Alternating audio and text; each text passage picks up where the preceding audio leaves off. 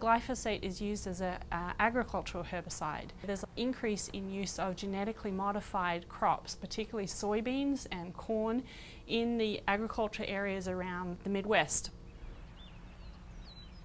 Now, glyphosate is a herbicide to which these crops have been modified so that they are resistant to it. So the farmers can plant the crops, then put a lot of glyphosate on, everything else dies, but the crop they want survives.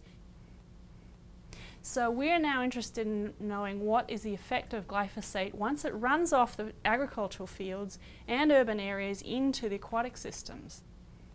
So in order to study these processes, we spend quite a lot of time out in the field.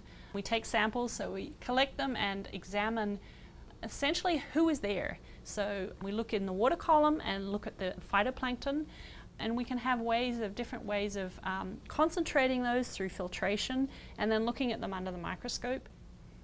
And using this epifluorescence technique where we have light actually shining down onto the cells from the microscope rather than through the cells, we can examine this staining technique where we see lots of little green dots showing where they're producing the enzyme that helps them use phosphorus. We're living on the largest reservoir of fresh water in the world.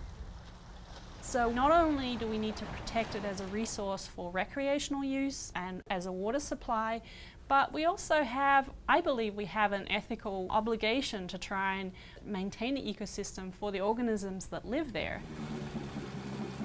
If we keep polluting it and we keep adding things into it, essentially treating it like a sewer for our waste products from our urban and agricultural development, that's going to affect the organisms that live there.